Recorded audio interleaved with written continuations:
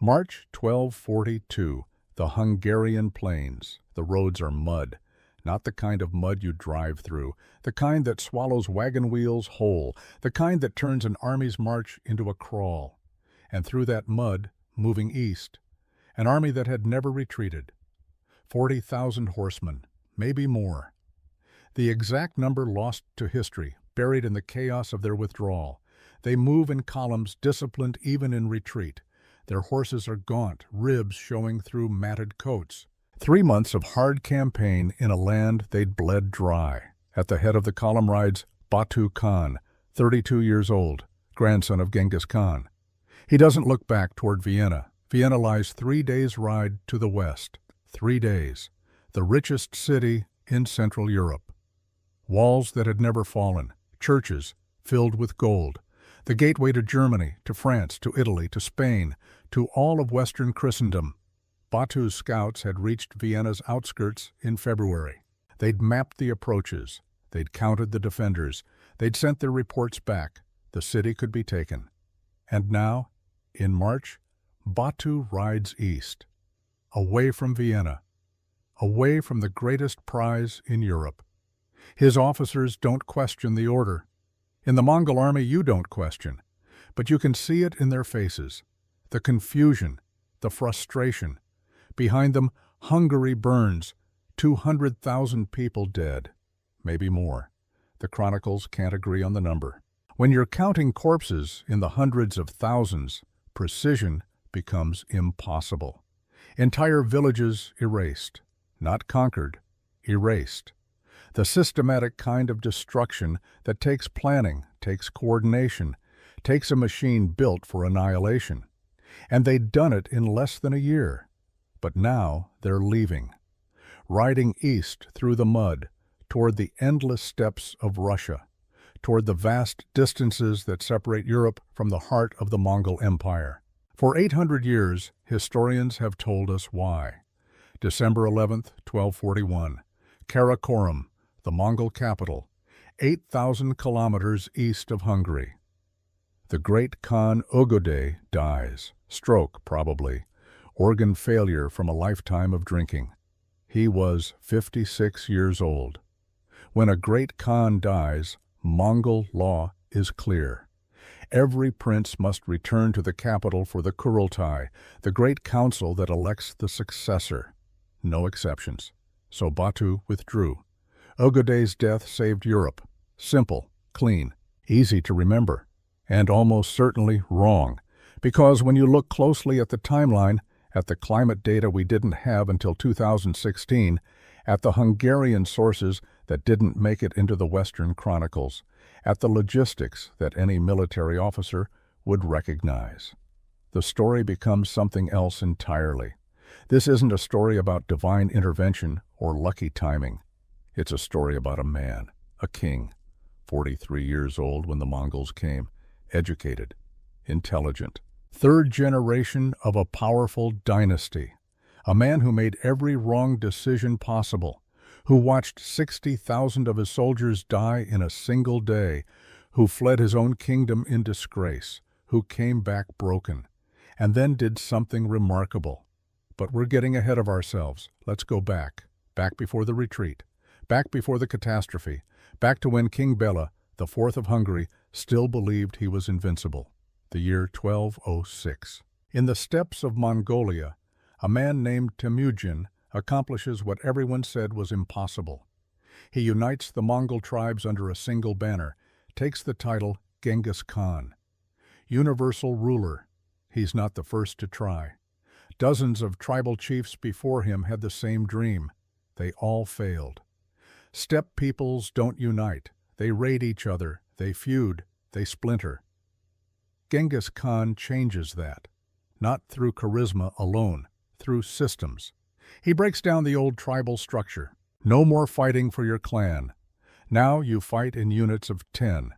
10 men to a squad, 10 squads to a company, 10 companies to a battalion, 10 battalions to a tumen, 10,000 strong.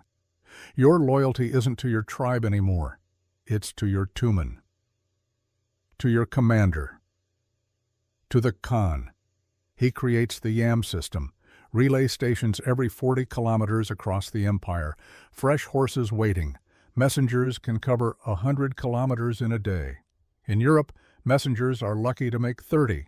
He weaponizes information, spies in every city, merchants who report back, defectors welcomed, interrogated, their knowledge absorbed into the Mongol intelligence network. He studies his enemies. When the Mongols besiege a Chinese city and the defenders use gunpowder bombs, Genghis doesn't just conquer the city. He captures the engineers, makes them teach his army. 2 years later, the Mongols are using gunpowder themselves. This is what makes the Mongols different. It's not just ferocity. Every army has brave soldiers. The Mongols have something else. Adaptation. By the time Genghis Khan dies in 1227, the Mongol Empire stretches from Korea to the Caspian Sea, the largest contiguous land empire in human history. And it's still growing. His third son, Ögödei, inherits the title of Great Khan. Ögödei isn't the military genius his father was. He knows it. Everyone knows it. But Ögödei understands something crucial about power. You don't have to be the smartest person in the room if you're smart enough to hire the smartest person.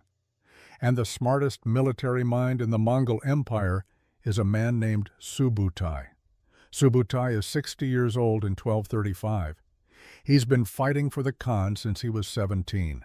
43 years of warfare, 65 major battles, 65 victories.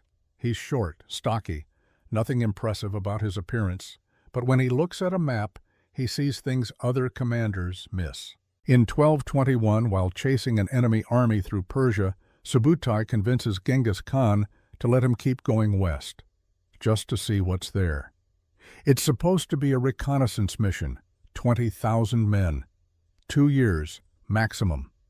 Subutai is gone for 3 years. He circles the Caspian Sea, defeats the Georgians in the Caucasus Mountains, crosses into Russia, crushes a coalition of Russian princes at the Kalka River, then rides back to Mongolia. 8,000 kilometers, 3 continents, multiple climates, dozens of different enemies. And Subutai takes detailed notes the entire time. He learns the terrain. He maps the river crossings. He identifies which Russian cities have stone walls and which don't.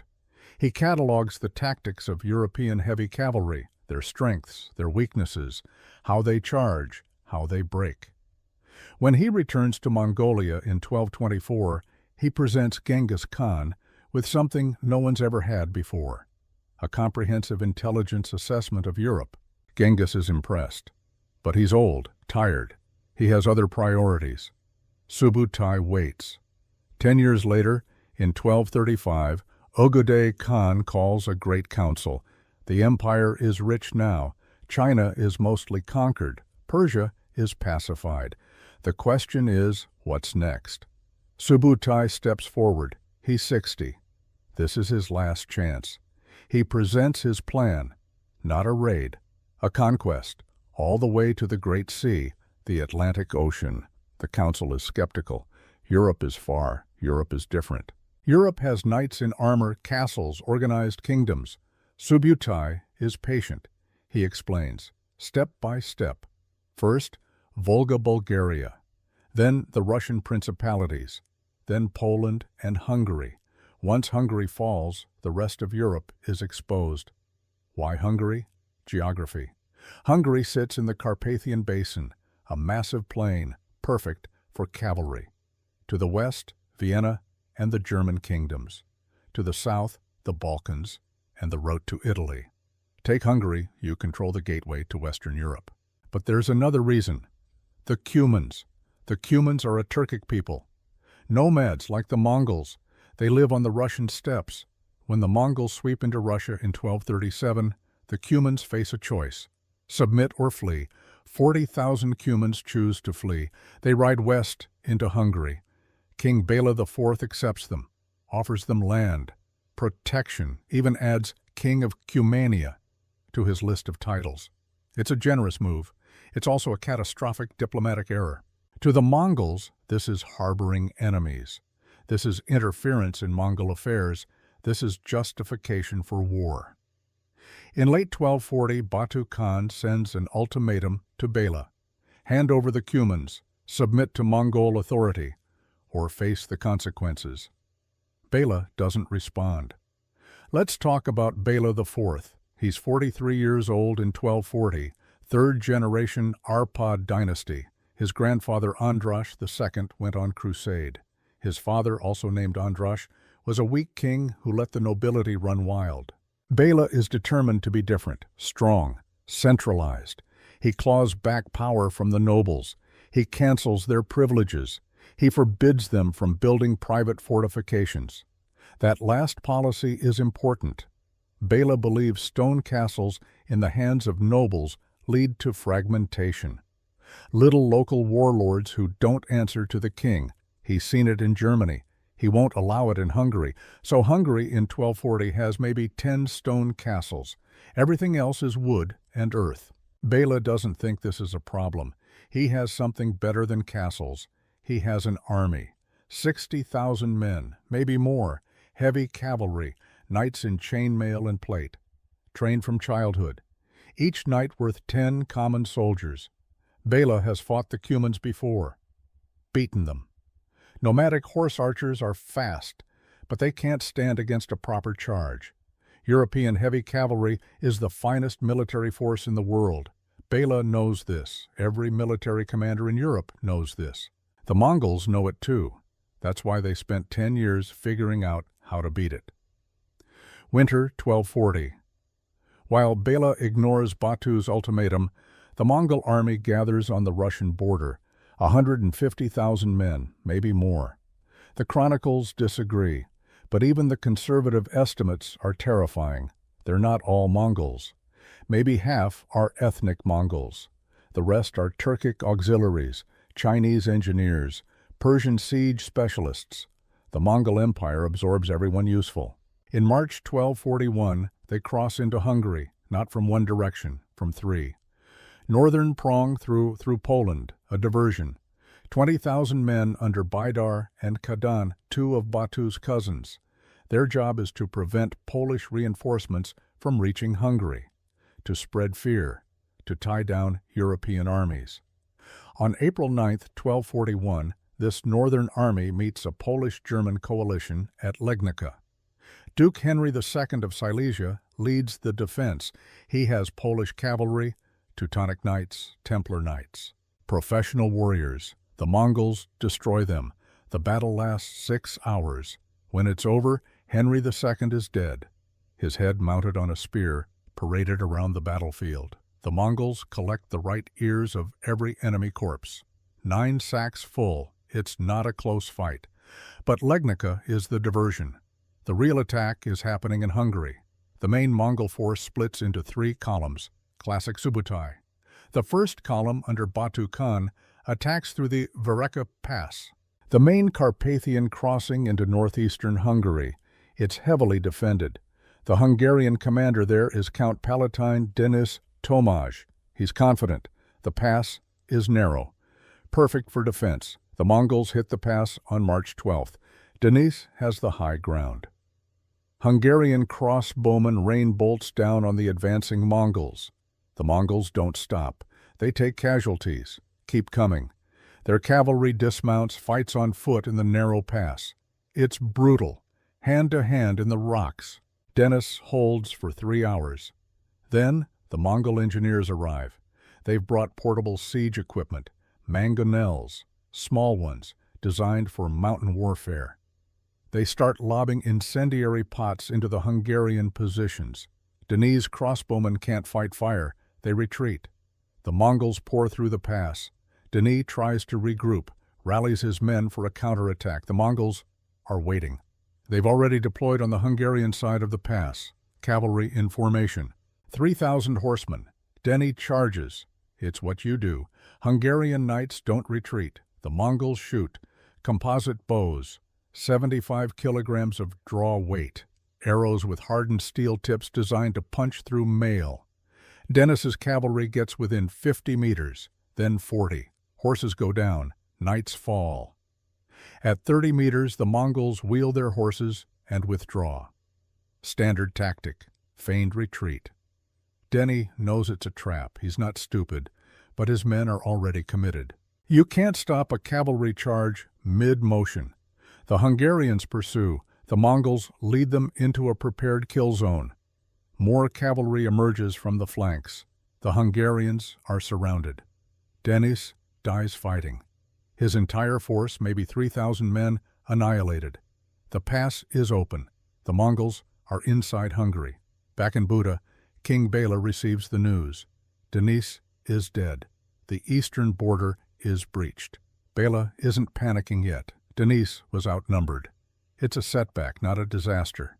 Bela has been preparing, sort of. He's ordered the construction of defensive barriers along the eastern frontier. Tree trunks sharpened into stakes, earth ramparts. Not sophisticated, but they should slow the Mongols down.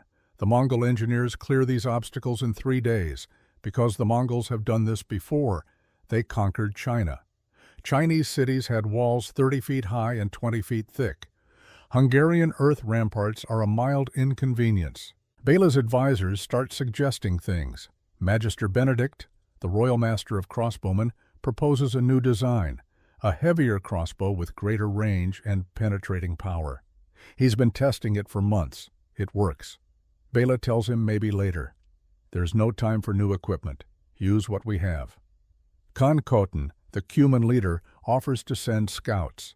His people know how to fight Mongols. They've been doing it for years. He can teach the Hungarian cavalry Mongol tactics. Hit and run.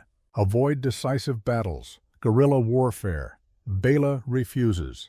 Hungarians don't fight like nomads. Hungarians fight like Christians. Head on, honorably. An emissary from Duke Frederick II of Austria arrives. Frederick is Bela's neighbor. His vassal, technically, though Frederick doesn't act like it. Frederick offers to send troops, 5,000 heavy cavalry, professional soldiers. In exchange, Frederick wants 3 Hungarian border fortresses, permanently. Bela tells the emissary to go to hell. Every decision Bela makes is technically defensible. He's protecting Hungarian sovereignty, Hungarian military tradition, Hungarian pride. Every decision is also wrong.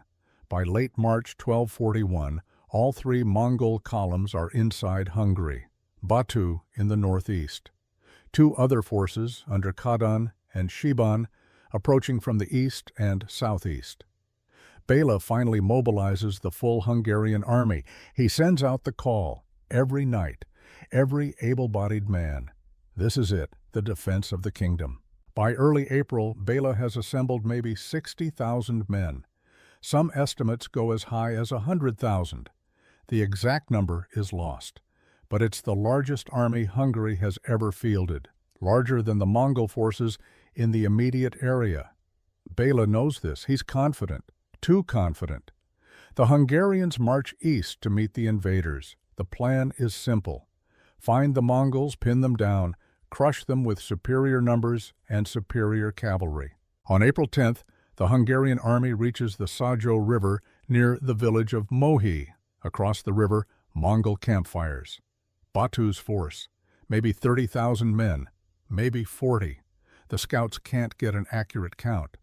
Bela outnumbers them 2 to 1, maybe better. There's a stone bridge across the Sajo, narrow, only wide enough for a few men at a time. The Mongols try to cross that evening. Hungarian crossbowmen are waiting. They shoot down the first Mongols to set foot on the bridge. The Mongols retreat. The Hungarians cheer. They've won the first engagement. Bela orders a feast, meat, wine. The men deserve it. He leaves a small guard force at the bridge. A few hundred men, enough to hold it through the night. The rest of the army camps a kilometer back from the river, close enough to respond to an alarm, far enough to be comfortable. Bela is in his tent, eating roasted pork, drinking wine from silver cups when his officers ask about the camp layout. The Hungarian army has formed its camp in the traditional way. Wagons arranged in a circle, tents packed inside. It looks defensive, walls of wood protecting the army. One of Bela's younger officers, a man whose name doesn't survive in the records, suggests spreading out, giving the men room to maneuver if they need to deploy quickly. Bela says no. The wagons stay where they are. Discipline, order.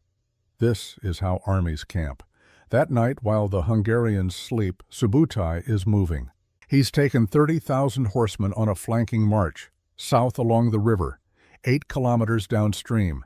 His scouts have found a ford. The water is cold, chest deep on the horses, but crossable.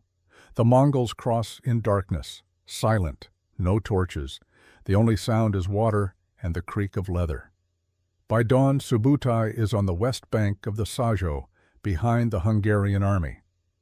At the bridge, Batu attacks again, this time with siege equipment, mangonels lobbing incendiary pots, smoking, flaming ceramic jars filled with naphtha and gunpowder. The Hungarian guards at the bridge panic. Fire is terrifying. The explosions, even small ones, are something they've never seen. They send runners back to the main camp. The Mongols are attacking! Bela wakes to chaos, grabs his armor, mounts his horse, rides to the bridge. He sees the smoke, sees the Mongol cavalry forming up on the far side of the river, sees his guards holding barely. Bela orders reinforcements forward. More crossbowmen, more knights. Then a scout arrives from the south, breathless, terrified. "My lord, there are Mongols behind us." Bela doesn't understand. "Behind us? How?" the scout explains. 30,000 Mongols, maybe more, crossing the river downstream, already on the west bank. Bela realizes what's happening. He's being encircled. He makes a decision, the only decision he can make. Fall back to the camp. Regroup, defend the wagon circle until he can figure out how to break out. The Hungarian army retreats. It's not a rout. Not yet. But it's fast. Disciplined retreat is hard. Fast retreat is harder. By mid-morning, the entire Hungarian army is back in camp. 60,000 men crammed inside the wagon circle. From a hillside north of the battlefield, Batu Khan watches through the morning mist. Beside him, Subutai. The old general studies the Hungarian camp, studies the layout, the packed wagons, the tents jammed together. The knights in full armor, shoulder to shoulder, no room to maneuver. Subutai says something. The exact words aren't recorded, but the chroniclers remember the meaning. They are crowded together like cattle in a pen. They have built their own slaughterhouse. The Mongols begin to shoot. Not a charge. Not yet. Just arrows. Thousands of them. A constant rain. High arcing shots that fall into the packed camp like hail. The Hungarians raise shields. The knights are protected. Plate armor, mail, shields. The arrows can't penetrate. But the horses aren't armored. Neither are the squires, the servants, the camp followers. Arrows find them. Screaming starts. Then the Mongols switch ammunition. They're not shooting regular arrows anymore. They're shooting fire. We'll stop there, right at the edge, right before everything falls apart. Because what happens next at Mohi isn't just a battle, it's a masterclass in destruction. It's the moment when King Bela IV learns, in the most brutal way possible, that everything he believed about war is wrong. But we're not there yet. First, you need to understand something. The Mongols didn't win at Mohi because they were lucky. They didn't win because God abandoned the Hungarians. They won because they'd spent 40 years perfecting a system. A way of war that combined mobility, intelligence, engineering, and psychological terror into something Europe had never seen. And Bela? Bela fought the war he wanted to fight. The war his father fought, the war his grandfather fought. He didn't fight the war the Mongols brought. That's the lesson. That's what this whole story is about. You can be strong. You can be brave. You can have superior numbers and superior equipment. But if you're fighting yesterday's war, you've already lost. Bela is about to learn that lesson. It's going to cost him 60,000 lives. And when he's standing in the ruins of his kingdom, watching the Mongols ride away toward Vienna, he's going to have to make a choice. Give up or learn. The story of what he chooses and what it costs him, and what it means for all of Europe. That's what comes next. April 11th, 1241. Dawn. The Hungarian camp is burning. Not the whole camp. Not yet. Just patches. Tents here and there catching fire from the incendiary arrows. Men scrambling to put out flames with dirt, with water from barrels, with their own cloaks. The Mongol archers keep shooting. Methodical. They're not aiming at specific targets. They don't need to. 60,000 men packed into a space designed for maybe 20,000. Every arrow that clears the wagon walls hits something. A horse, a man, a tent, a supply wagon. The smoke is getting thicker, not just from burning canvas. The Mongols are using something else now. Clay pots launched from their siege engines. When the pots shatter, they release thick black smoke. Acrid, choking. It hangs in the still morning air. Bela stands in the center of the camp, full armor, sword drawn, trying to organize a defense, but defending what? The Mongols aren't storming the camp. They're not even close to the wagon walls. They're just shooting. From distance, safe, patient. One of Bela's commanders, a veteran knight named Ugrin Chak, rides up. His face is covered in soot. "My lord, we have to break out. If we stay here, they'll bleed us dry." Bela knows he's right. But break out where? The Mongols have them surrounded, north, east, south. The only gap is to the west. Wait. Bela looks west, past the smoke, through the haze. There's an opening, a gap in the Mongol encirclement, wide enough for cavalry to ride through, maybe 500 meters across. It's obvious, too obvious. But what choice does he have? "Form the cavalry," Bela orders. "We break west. Ride hard. Don't stop for anything." Ugrin hesitates. "My lord, it could be a trap." "It's definitely a trap," Bela says. "But staying here is certain death. At least if we ride, some of us might make it." From the hilltop, Subutai watches the Hungarian camp dissolve into chaos. He's been doing this for 43 years. He knows what men look like when they break. When discipline fails and instinct takes over. The Hungarians are almost there, almost at the point where they'll do exactly what he wants them to do. He signals to Batu, time to open the gate. The Mongol cavalry on the western side of the encirclement pulls back, deliberately, slowly, creating space. The Hungarians see it, see the gap widening, see escape. Inside the camp, Bela is already moving. He's mounted, his royal guard around him, maybe 300 knights, the best Hungary has. "For Hungary!" Bela shouts. "Ride!" He spurs his horse toward the gap. His knights follow. Behind them, the rest of the army sees the king leaving, sees the gap, sees survival. The camp collapses. 60,000 men all trying to fit through a 500-meter gap at the same time. They drop their weapons, drop their shields, drop everything heavy, just run. Knights abandon their horses because the press of bodies is too thick to ride. Nobles in expensive armor strip it off because it's slowing them down. Crossbowmen throw away their bows. The Hungarian army isn't retreating, it's stampeding. And Subutai is waiting. The gap isn't escape, it's a killing field. The Mongols have set it up perfectly. The gap leads into open ground, flat. No cover, no trees, nothing to hide behind, nothing to defend. Once the Hungarians are a kilometer from their camp, strung out in a panicked mob, Subutai signals again. The Mongol cavalry charges from both flanks, not a wild charge, organized, disciplined. 3 waves. The first wave is light cavalry. Fast horses, composite bows. They ride parallel to the fleeing Hungarians, shooting into the mass. Not aiming. Don't need to. The Hungarians are packed so tightly that every arrow hits flesh. The second wave is heavier. Lancers, they hit the Hungarian flanks, driving inward, compressing the mob even tighter. The third wave is the killing blow. Heavy cavalry with sabers and maces. They ride into the compressed, exhausted, terrified mass of Hungarians and just cut. There's no battle. There's no fight. It's butchery. The Hungarian soldiers can't form ranks, can't organize, can't even lift their arms to defend themselves because they're pressed too close together by the people behind them, still running, still pushing forward. They die in groups. Clusters of men going down under Mongol blades, trampled by their own comrades, suffocated in the press.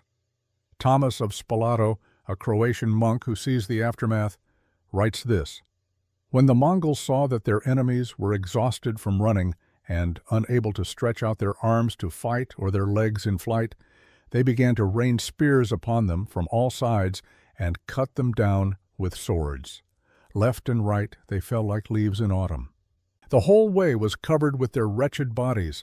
Blood flowed like torrents after a storm. The pursuit lasts 4 hours, 30 kilometers of road covered in bodies. By noon, the killing stops. Not because the Mongols are merciful, because there's no one left to kill. Bela doesn't see most of it.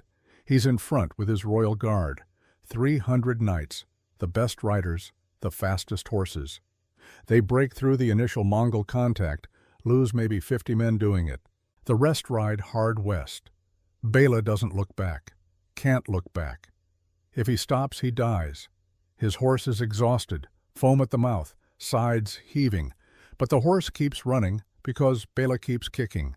Behind him, his bodyguard is shrinking. Mongol arrows pick them off, one by one. A knight falls from his saddle, then another, then 3 at once. Bela rides for 3 hours.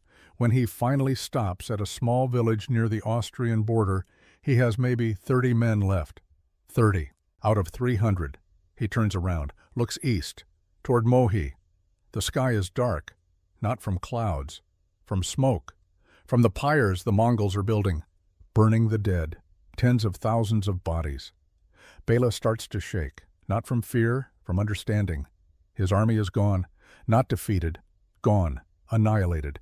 The word feels too small for what just happened. 60,000 men, the entire military strength of Hungary. The knights, the nobles, the trained soldiers, the leadership of the kingdom, dead in a single morning. Let's talk numbers for a moment, because the scale matters. Modern historians estimate Hungarian casualties at Mohi somewhere between 40,000 and 65,000 dead. The exact number is impossible to determine. Medieval chroniclers weren't taking accurate counts. They were too busy trying to comprehend the horror. For comparison, that's more than the entire British army that fought at the Battle of the Somme in 1916. In one day.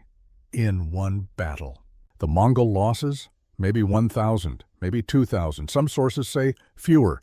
The kill ratio is somewhere between 20-1 and 60-1. That's not a battle. That's a massacre. That's an industrial-scale destruction of human life. And it's not random. It's not chaos. It's the result of planning, of preparation, of a war system so far advanced beyond its enemies that the outcome was never in doubt. The Mongols didn't fight fair. They didn't give the Hungarians a chance to use their strengths. They created conditions where Hungarian heavy cavalry, the finest military force in Europe, was worse than useless. Subutai looked at the Hungarian army and saw weaknesses. The reliance on frontal charges, the inflexible tactics, the arrogance, and he built a trap specifically designed to exploit every single one. Bela rides west into Austria. He's hoping Duke Frederick II will help. Frederick is technically his vassal. More importantly, Frederick is a fellow Christian king facing a pagan horde. Surely Frederick will offer sanctuary. Surely he'll help organize a defense. Bela reaches Frederick's court 3 days after Mohi. He's still in his battle-stained armor, still covered in mud and blood and ash. Frederick receives him in the great hall, surrounded by his own knights, all of them fresh, rested, well-fed. Bela tells Frederick what happened, the destruction of the Hungarian army. The Mongols advancing west. Vienna is next, then Bavaria, then all of Germany. We need to work together, Bela says. Raise a new army, defend Christian Europe. Frederick listens, nods thoughtfully, then speaks. "I'll help you, Bela. Of course I'll help you, but you understand, raising an army is expensive. My knights need to be compensated. My treasury needs to be replenished." "I'll pay," Bela says. "Whatever you need." "Excellent," Frederick says. "Let's start with 3 border fortresses, the ones I asked for before. Signing them over to me permanently should cover initial costs." Bela stares at him. "You're extorting me? Now? With the Mongols at our borders?" Frederick shrugs. "I'm offering you a business arrangement. You need help. I'm providing help at a price." Bela doesn't have a choice. He signs the papers, hands over the fortresses. Frederick smiles, takes the signed documents, then signals to his guards. "Also, I'm going to need to hold you here, for your own safety, of course. The roads are dangerous, until we've secured additional funding for your protection." Bela realizes what's happening. He's not a guest. He's a hostage. Frederick is going to ransom him, to his own nobles, to anyone who'll pay. The man who should have been Bela's ally is robbing him blind. This is what defeat looks like. Not just military defeat. Complete collapse. When even your friends become predators. Bela escapes 2 weeks later. One of Frederick's guards, whether from conscience or bribery, leaves a door unlocked. Bela slips out at night, rides south into Croatia, takes refuge in Klis Fortress, a stone castle on the Dalmatian coast. The Mongols chase him. But Klis is built on a cliff, stone walls, defendable. The Mongols besiege it, but they can't take it. Stone fortifications, properly garrisoned, are beyond their capabilities. They're cavalry. They're raiders. They're not patient enough for long sieges of modern fortresses. After 2 weeks, the Mongols give up, ride back to Hungary. Bela is safe, for now. But his kingdom is burning. April through December 1241, the Mongols systematically destroy Hungary. This isn't conquest. Conquest implies you're taking something to keep it. The Mongols aren't keeping Hungary. They're erasing it. They have a system. It's efficient. It's thorough. It's designed to maximize terror and minimize resistance. First, they capture the royal seal. They find it on the body of Bela's chancellor, killed at Mohi. The seal is essential. It's how royal decrees are authenticated. The Mongols force captured Hungarian scribes to write documents, official proclamations in the king's name. To all loyal subjects of the crown, do not flee, remain in your homes. I, King Bela, am gathering a great army. I will return soon and drive out the invaders. Those who remain loyal will be rewarded. Those who flee will be considered traitors. The proclamations are sealed with the royal seal, delivered to villages across Hungary by Hungarian messengers. The Mongols make sure the messengers are convincing, respectful, official. The villagers believe it. Why wouldn't they? It's a royal decree, properly sealed. So they stay. They wait for King Bela's return, and the Mongols arrive instead. The villages that stayed are wiped out, men killed. Women and children enslaved or killed depending on Mongol needs. Crops burned, livestock slaughtered or taken. The villagers that ignored the decree and fled, they mostly survive, hide in forests, in the mountains, in stone fortresses that the Mongols can't take. By the end of 1241, Hungary's population has dropped somewhere between 25 and 50%. Let's take the conservative estimate, 25%. That's still 250,000 people, dead in 8 months. For a medieval kingdom, that's apocalyptic. That's the Black Death level of devastation. Except the Black Death was a plague. This is organized, deliberate, systematic. The Mongols aren't just killing, they're terraforming, removing the human population to make room for something else. Because here's what most people don't understand about the Mongol Empire. They're not conquerors in the European sense. They're nomads. They don't want cities. They don't want farms. They want grassland for their horses. When the Mongols take territory, they often destroy the agricultural infrastructure and turn it back into pasture. That's what they're doing to Hungary, erasing a civilization to create grazing land. But there's resistance. The Western chronicles don't talk about it much. They focus on the dramatic battles, Mohi, Legnica, the sieges of major cities. They don't talk about what happens in the forests, in the mountains, in the hundreds of small stone fortresses scattered across Hungary. Because the Mongols don't win everywhere, stone castles hold. Esztergom, the capital, holds.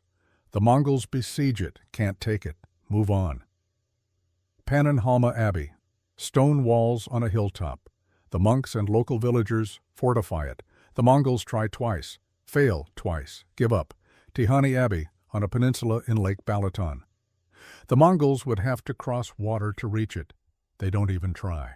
And in the countryside, guerrilla fighters emerge. Not organized armies, small groups, 20 men, 50 men, survivors from Mohi, local nobles who weren't at the battle. Armed peasants. They can't fight the Mongols in open battle, but they can ambush supply trains.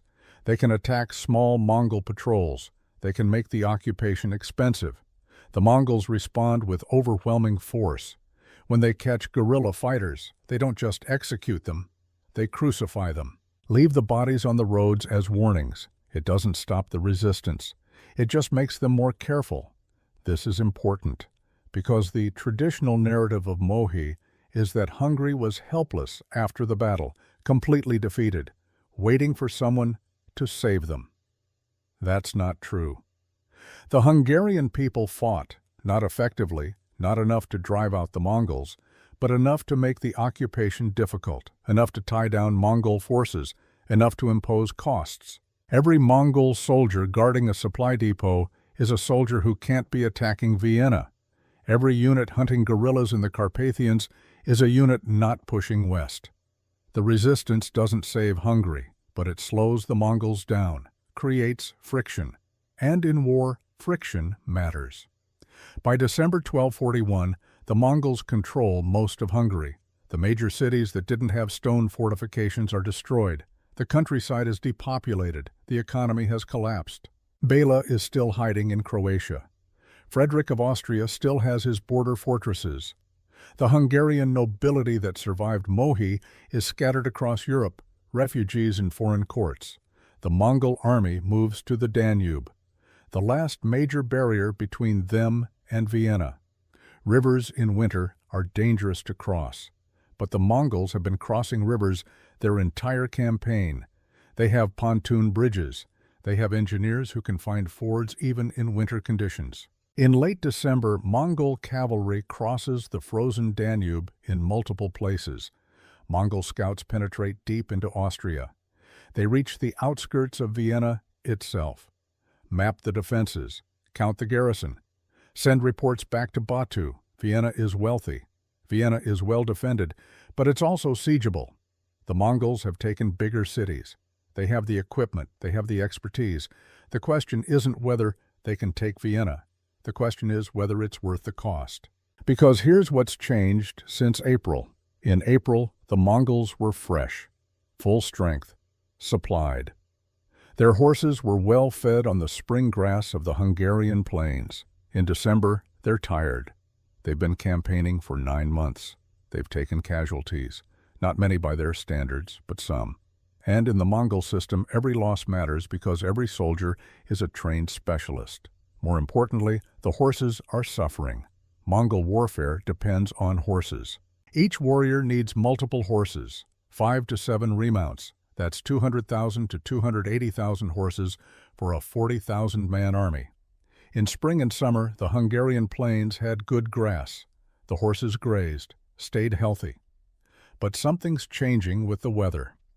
The summer of 1241 was warm and dry, perfect for cavalry operations, fast movement, dry ground, plenty of forage. But late 1241 and early 1242, the weather shifts. It gets colder, wetter. The rains are heavier than usual. The Hungarian plains start to turn into swamp. Marshy ground means less grass, means the horses sink into mud instead of running across firm ground, means disease, means horses dying from exhaustion and malnutrition. For a nomadic army, this is existential. No horses means no mobility. No mobility means you're just infantry. And the Mongols are terrible infantry. Their entire tactical system is built around speed and maneuver. Batu Khan is facing a logistics problem. His army is weakening. His supply lines are stretched, and Vienna, while vulnerable, is going to cost him. Then, in early March 1242, a messenger arrives from the east. Great Khan Ugode is dead. The messenger has ridden from Karakorum, 8,000 kilometers, through winter, through hostile territory. It's taken him 3 months. He arrives half dead. His horse is finished, collapses and dies within hours. But he delivers the message. Ugode died on December 11, 1241. Stroke, organ failure. Too much drinking, too much excess. He was 56 years old. According to Mongol law, when the great Khan dies, all the princes of the blood must return to Karakorum for the Kurultai, the great council that elects the next Khan. This is sacred law, written by Genghis Khan himself. No exceptions. Batu Khan has to go back. He has no choice, except. Batu Khan doesn't like Guyuk, Ugode's eldest son. They have a personal feud. Guyuk is likely to win the Kurultai. If Batu shows up, he might be in danger. Political danger. Physical danger. Batu makes a calculation.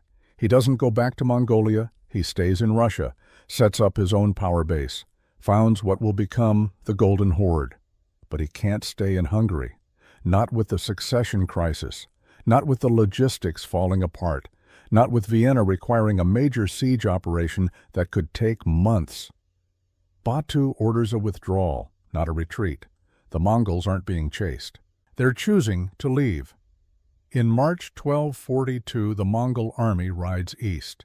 Behind them, Hungary is a graveyard, a quarter to half of the population dead, the major cities destroyed, the economy shattered. But they didn't take Vienna. They didn't push into Germany.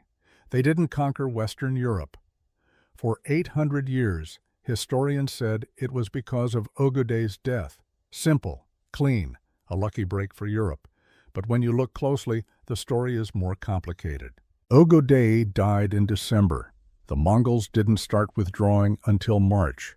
That's 3 months. The news of Ugode's death didn't reach Batu until March.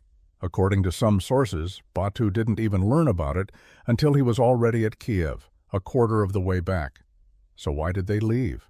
Climate change, logistics collapse, the cost of resistance, political calculations, Batu's feud with Guyuk. The fact that the original mission, punishing the Cumans and those who sheltered them, was complete. Not one reason. Multiple reasons, converging at the same time. That's how history works, not simple causes and effects.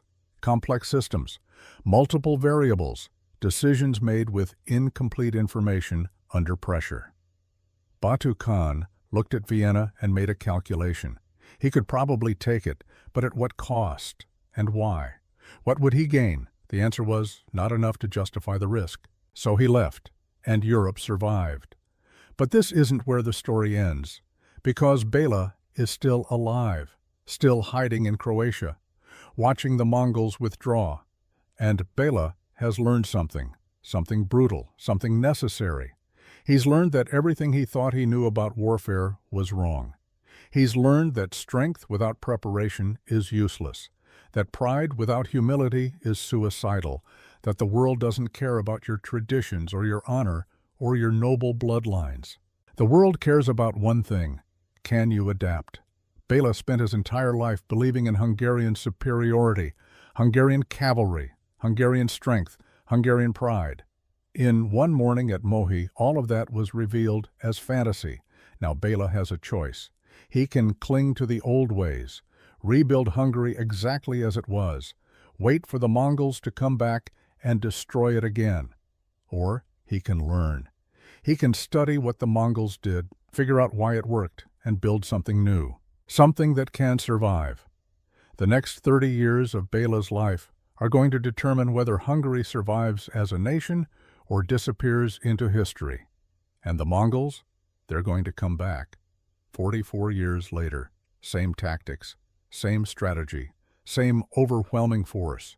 The question is, will Hungary be ready? That answer is what makes this story worth telling. Not because of the disaster at Mohi. Disasters happen. Armies lose battles, but because of what happens next. Because of the transformation, because of a broken king who refused to stay broken. That's where we're going. Spring 1242. Bela emerges from Klee's fortress when his scouts confirm the Mongols are gone. Not just retreating. Gone. Riding east in long columns back toward Russia, back toward the steppes, he rides north into Hungary, or what's left of it. The first village he reaches is empty, not abandoned. Empty. No buildings, no walls, no church, just scorched earth and scattered bones. The second village is the same. The third. The fourth. Bela rides for 3 days before he finds living people. A group of survivors hiding in a forest, maybe 40 of them. Women, children, old men. They see the king and fall to their knees. One of them, an old woman, looks up at Bela. Her face is hollow, starved. "Why did you leave us?" she asks. Bela has no answer. He continues north, toward Buda, the capital. The city still stands. The stone buildings survived. But the population is gone. 60,000 people lived in Buda before the invasion. Maybe 10,000 are left. The royal palace is intact. The Mongols didn't burn it. They didn't need to. They just took everything valuable and left. Bela walks through empty halls, past empty throne room, into his private chambers. Someone has left a message, carved into the wall with a knife. In Latin, "Where were you?" Bela sits on his bed, still wearing his battle-stained armor. He hasn't taken it off in weeks. For the first time since Mohi, he cries, not from grief, from understanding. This is his fault, not the Mongol invasion. He didn't cause that. But the scale of the disaster, the complete unpreparedness, the arrogant assumptions, the refusal to listen to advisors, that's on him. 60,000 dead at Mohi, 250,000 dead in the months after, an entire kingdom devastated because he thought he knew better.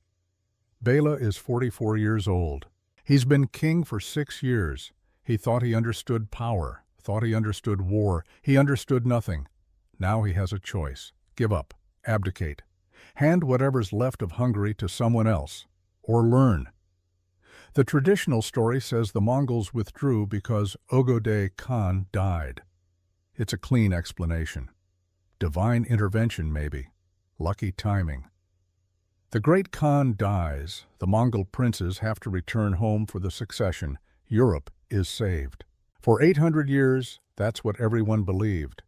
Then, in 2016, a team of climate scientists published a paper in the journal Scientific Reports.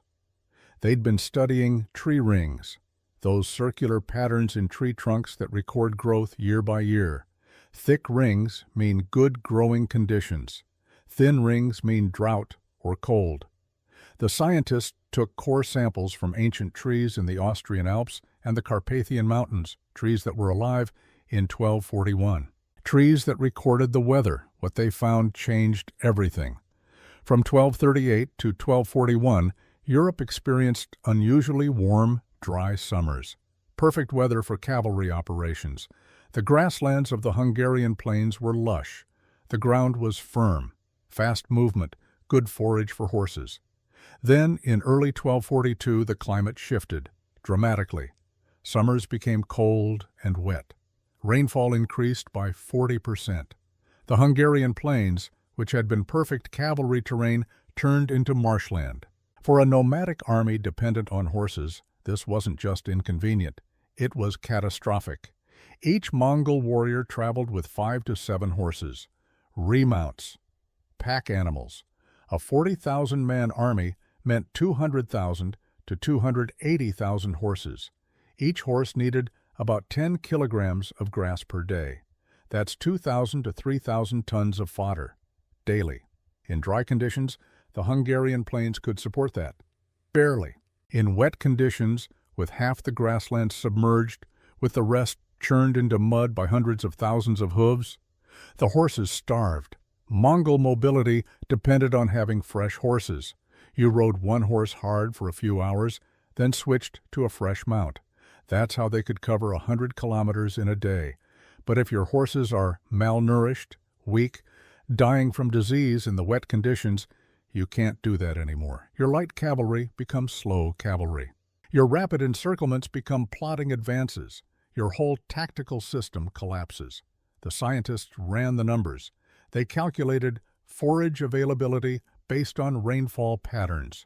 They estimated horse mortality based on historical veterinary data. Their conclusion: small climatic changes from 1241 to 1242 were sufficiently extensive to alter the conditions under which the Mongols first invaded Hungary. These changes would not allow them to function effectively as an occupation army, forcing them to withdraw. So it wasn't just Ögödé's death, it was logistics, environment, the same realities that have shaped every military campaign in history. Overwhelming power means nothing if the ground beneath you can't support your army. But there's more. The timeline doesn't work. Ögödé died on December 11th, 1241. The fastest messengers in the Mongol Empire could cover maybe 100 kilometers per day under ideal conditions. Karakorum to Hungary is 8,000 kilometers. That's 80 days minimum. More realistically, 3 to 4 months. The Mongols began withdrawing in March 1242, which means Batu Khan ordered the withdrawal before he knew Ögödé was dead, or at least before the official news arrived. Some historians argue Batu might have heard rumors. Merchants traveling west might have carried the news faster than official messengers. Maybe, but there's another problem. Batu Khan never went back to Mongolia. If he was withdrawing because of the Kurultai, because Mongol law required all princes to attend the succession council, why didn't he go? He stopped in southern Russia, set up his own power base, founded the Golden Horde, built his capital at Sarai on the Volga River. He skipped the Kurultai entirely. The Persian historian Rashid al-Din, writing 50 years later from Mongol sources, says Batu didn't even learn about Ögödé's death until he'd already reached Kiev, a quarter of the way back. So why did he leave Hungary? Politics. Batu hated Guyuk, Ögödé's eldest son. They'd feuded for years. Guyuk was likely to become the next great Khan. If Batu went to Karakorum, he might be walking into a trap. Better to stay away, build his own empire, let Guyuk have the eastern territories. But that's still not the complete answer, because Batu was winning in Hungary. His army was intact. Vienna was 3 days' ride away. If he was just avoiding the Kurultai, why not finish the job first? Take Vienna, take Germany, then withdraw to Russia. The answer is because the job was harder than it looked. The Western chronicles focus on Mongol victories, Mohi, Legnica, the destruction of the Hungarian army. They don't talk much about the places the Mongols failed. Stone castles. The Mongols couldn't take them. Esztergom, the Hungarian capital, held out. The Mongols besieged it twice, failed both times. Moved on. Székesfehérvár, the coronation city of Hungarian kings. Stone walls. The Mongols attacked, were repelled, left it alone. Pannonhalma Abbey, Tihany Abbey, Clese Fortress. Dozens of smaller fortifications. Each one required a siege. Each siege tied down thousands of Mongol troops. Each week spent battering stone walls was a week not advancing west. And the sieges weren't always successful. The Mongols were masters of siege warfare against earth and wood fortifications. Against stone, especially stone fortifications on high ground with determined defenders, they struggled. Then there was the guerrilla resistance, not organized, not effective enough to threaten the main Mongol army, but enough to be a constant drain. Ambushed supply trains, attacked patrols, destroyed bridges after the Mongols crossed, slowing their advance. Each small attack required a response. Troops diverted to hunt guerrillas. scouts sent to secure supply routes, energy and resources spent on occupation instead of conquest. And finally, Vienna. Duke Frederick II of Austria was a bastard. He'd extorted Bela, held him hostage, stolen Hungarian territory. But Frederick was also a competent military commander, and he understood that if Vienna fell, he was next. Frederick mobilized his heavy cavalry, trained them in new tactics. Instead of frontal charges, which the Mongols could counter, he used terrain. Vienna was surrounded by forests, narrow roads, not ideal cavalry country. The Mongol advantage in mobility was reduced. In late 1241 and early 1242, Frederick's forces engaged Mongol scouts and advance units in a series of small battles. Wienerwald, the March River. None of them were decisive victories, but they were victories. The Mongols lost, not huge losses. A few hundred men here, a few hundred there, but losses. And more importantly, the Mongols learned something. Vienna wasn't going to be easy. The city had stone walls, a large garrison, a determined defender who'd studied Mongol tactics. The surrounding terrain limited cavalry operations. Vienna could be taken, probably, but it would require a major siege, months of effort, thousands of casualties. For what gain? The Mongols weren't nation builders, they were nomads.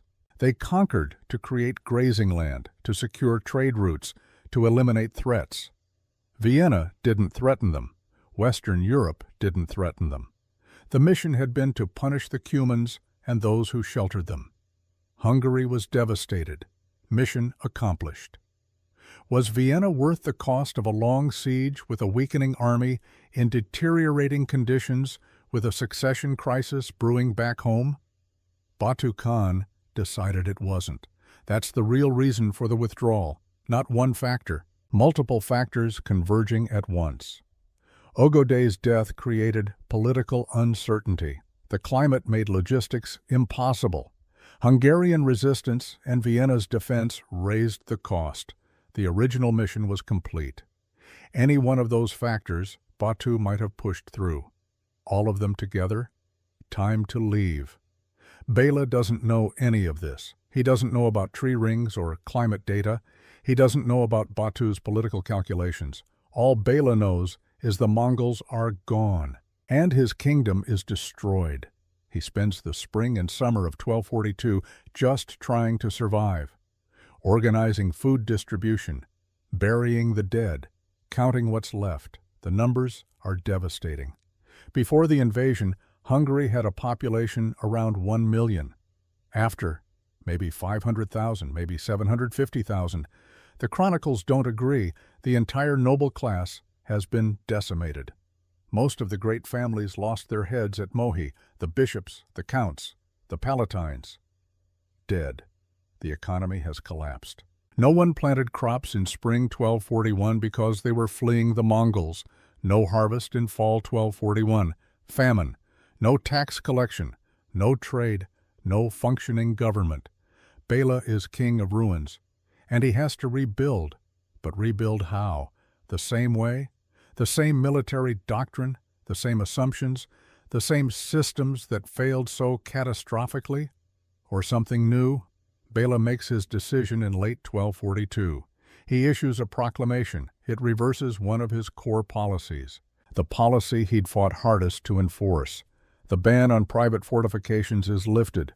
From now on, any Hungarian noble who builds a stone castle gets tax exemptions, gets royal support, gets grants of land, more than that. Bela invites foreign settlers, Germans, Italians, Cumans, anyone willing to come to Hungary and rebuild. He offers them a deal. Come to Hungary, build a stone fortification, bring armed men, defend your territory. In exchange, you get noble status, hereditary. Your children inherit it. It's revolutionary. In medieval Europe, nobility is about bloodlines, about who your ancestors were. Bela is saying, I don't care about your bloodlines. Build a castle. Defend it. You're a noble. Meritocracy through fortification. The response is overwhelming. Thousands of families migrate to Hungary. They bring skills, capital, military experience. Over the next 28 years, 92 new stone castles are built in Hungary. 92. In a kingdom that had 10 before the Mongol invasion. But Bela doesn't just build castles, he reforms the military. He studies what the Mongols did, studies their tactics, their organization, their weapons. The Hungarian army had relied on heavy cavalry, frontal charges, shock and awe. The Mongols had light cavalry, mobility, arrows, feigned retreats. Bela creates a hybrid. He keeps the heavy cavalry, but he adds light cavalry units, horse archers, trained by Cuman warriors who know how to fight like Mongols. He expands the crossbow corps. Before Mohi, Hungary had maybe a few hundred professional crossbowmen. Bela contracts with Venice, hires 1,000 Italian crossbowmen, has them train Hungarian recruits. He reforms logistics, creates supply depots throughout the kingdom, pre-positioned food, weapons, arrows. If the Mongols come back, the Hungarian army won't have to forage, they'll have stockpiled supplies. He implements scorched earth protocols. If the Mongols invade, the Hungarian army will burn their own fields, destroy their own villages, deny the enemy any resources. It's brutal. But Bela learned at Mohi, better to burn your own land than let the enemy use it. Most importantly, Bela changes his approach to leadership. Before Mohi, he was arrogant, centralizing. He didn't trust his nobles, didn't listen to advisors. After Mohi, he's different, humbler. He delegates. He asks questions. When Cuman Khan Khotan offers to teach Hungarian cavalry Mongol tactics, Bela says yes. Before, he'd refused. We fight like Christians, not savages. Now he understands there's no Christian way to fight, no savage way. There's only what works and what doesn't. The Mongol tactics work, so learn them. The years pass. 1245, 1250, 1255, 1260, 1265, 1270. Hungary recovers, slowly, painfully. But it recovers. The population grows back to maybe 750,000, 3/4 of pre-invasion levels. The economy stabilizes, trade routes reopen, markets function. The 92 stone castles create a defensive network. Any invasion now has to fight its way past fortified positions. No more sweeping cavalry raids through undefended territory. Bela is 73 years old in 1270. He's been king for 34 years. He's seen his kingdom destroyed and rebuilt. He dies peacefully in his sleep. His son, Stephen V, inherits a Hungary that is fundamentally different from the one Bela inherited. Stronger, more resilient, better prepared. 15 years later, that preparation is tested. 1285, the Mongols come back. Not Batu Khan. He's been dead for 30 years, not Ugoday's line. Guyuk died years ago. The succession passed to other branches of Genghis Khan's family. This time, it's Nogai Khan and Talabuga, grandsons of Genghis Khan's other sons, rulers of the Golden Horde territories in Russia. They have 50,000 men, maybe more. They follow the same invasion routes Batu used in 1241, through the Carpathian passes, three-pronged attack, the same playbook. But Hungary is different now. King Ladislaus IV, Bela's grandson, gets the news. Mongol army approaching. Same tactics, same strategy. Ladislaus doesn't panic, doesn't make Bela's mistakes. He doesn't gather the entire Hungarian army in one place. Doesn't give the Mongols a chance for another Mohi. Instead, he implements Bela's scorched earth plan. The Hungarian army burns fields, destroys food stores, evacuates the population to stone fortresses. When the Mongols arrive, they find nothing. Empty villages, burned crops, no one to kill, no food to take. The Hungarian cavalry doesn't engage in open battle. They use guerrilla tactics, hit and run, ambushes, harassment. The Mongols advance toward the stone castles, try to besiege them. But the sieges go nowhere. The castles are too strong. The garrisons too determined. The Mongols can't take them. Meanwhile, it's winter. The Mongol army is in enemy territory. Supply lines stretched. No food. The horses are dying. Talabuga, commanding the northern force, gets stuck in the Carpathian Mountains. Heavy snow. His army starts to starve. Thousands die. Not from battle, from cold, from hunger, from disease. In March 1286, after 6 months, the Mongols withdraw. They haven't conquered anything, haven't taken a single major castle, haven't broken Hungarian resistance. They limp back to Russia, defeated, not by a decisive battle, by preparation, by logistics, by a nation that learned from catastrophe and refused to repeat its mistakes. Let's compare the two invasions, side by side. 1241, Hungary unprepared. 10 stone castles. Army concentrated in one location. Frontal battle tactics. 60,000 dead at Mohi. 250,000 total casualties. Kingdom devastated. 44 years to recover. 1285, Hungary prepared. 92 stone castles. Army dispersed. Guerrilla tactics. Scorched earth. No major battle. Minimal casualties. Mongols withdraw in failure. What changed? Not the Mongols. They used the same tactics, same strategy, same overwhelming force. What changed was Hungary. Specifically, what changed was leadership. Bela IV learned from defeat, swallowed his pride, studied his enemy, adapted. It took him 30 years, 92 castles, thousands of man-hours of training, complete reformation of military doctrine. But it worked. Here's the question historians like to ask. What if the Mongols had continued in 1242? What if they'd pushed through to Vienna? Could they have conquered Western Europe? Maybe, probably not. Here's why. The Mongols were unbeatable on open plains, steppes, grasslands, terrain that favored cavalry. Western Europe isn't steppes. It's forests, mountains, rivers, swamps. Cities with stone walls. The Mongols could raid Western Europe. They could devastate it. But hold it? Occupy it? Turn it into grazing land? The logistics don't work. The Mongol Empire was already stretched thin. 8,000 kilometers from Hungary to Mongolia. Every kilometer of distance is a kilometer of supply line to defend. And Western Europe was more densely populated than Hungary. More cities, more castles, more organized kingdoms. The Mongols might have taken Vienna, might have raided Bavaria, might have terrorized Italy and France. But they couldn't hold it, not long term. The same factors that made them withdraw from Hungary in 1242 would have forced them to withdraw from Germany in 1243 or 1244. Different timeline, same outcome.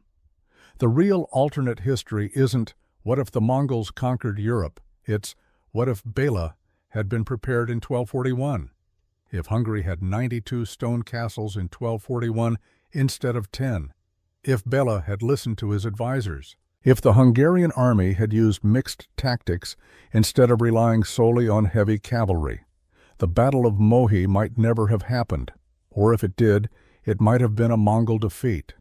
And if the Mongols had been stopped in Hungary, their reputation for invincibility would have shattered. Other European kingdoms would have seen that the Mongols could be beaten. A coalition might have formed. The entire Mongol expansion westward might have ended in 1241. Instead of being remembered as the catastrophe that destroyed Hungary, Mohi could have been remembered as the victory that saved Europe. That's the tragedy. Not that Hungary lost, but that they lost unnecessarily. All the tools for victory were available. Bela just refused to use them until it was too late. Bela IV's transformation teaches us truths that echo across 8 centuries. The most sophisticated war system in medieval history had limits, logistical limits, environmental limits, political limits. Understanding those limits changed the course of European civilization. The difference between 1241 and 1285 wasn't divine intervention. It was 30 years of unglamorous work, building fortifications, training soldiers, stockpiling supplies. The kind of preparation that doesn't make for heroic songs, but determines who survives. A wet summer in 1242 mattered as much as any tactical decision. Environmental reality shapes outcomes as surely as military strength. Any commander who ignores logistics does so at his peril. For 800 years, we believed a simple story. Ugude died, the Mongols left. Europe was saved. But the truth is layered. Political crisis and climate change and logistics failure and determined resistance and calculated risk assessment, all converging simultaneously. Complex causes, not simple answers. Bela's greatest strength after 1242 was his willingness to study Mongol tactics and implement what worked. Pride says we fight our way. Wisdom says we fight the way that wins. And perhaps most importantly, leadership means choosing to learn. Bela could have blamed God or fate or bad luck for the disaster at Mohi. Instead, he asked, "What did I do wrong? How do I fix it?" And spent 3 decades answering that question. Many of you have commanded men, have made decisions under pressure, have faced situations where the old solutions don't work anymore. You know this truth. Victory doesn't come from advanced technology or proud tradition or overwhelming numbers. It comes from understanding the terrain, understanding the enemy, understanding yourself, and being willing to change when change is necessary. Bela IV learned that lesson through catastrophe, 60,000 dead, a kingdom in ruins, complete humiliating failure. But he learned. The Mongols came twice. The first time, they destroyed Hungary. The second time, 44 years later, they couldn't touch it. What changed wasn't the Mongols.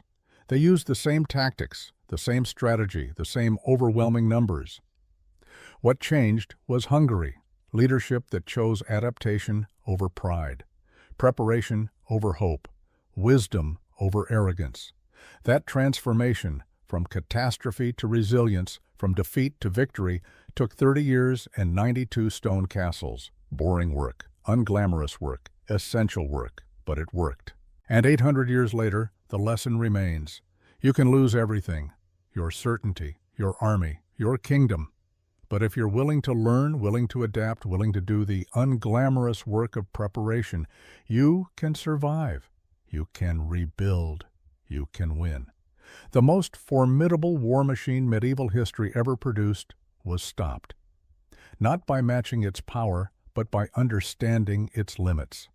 At the gates of Vienna, in Bela's fortresses, at the intersection of climate and logistics and human determination, a broken king who understood those limits saved his kingdom, not through strength, through wisdom, not through repeating the past, through building a different future. That's worth remembering.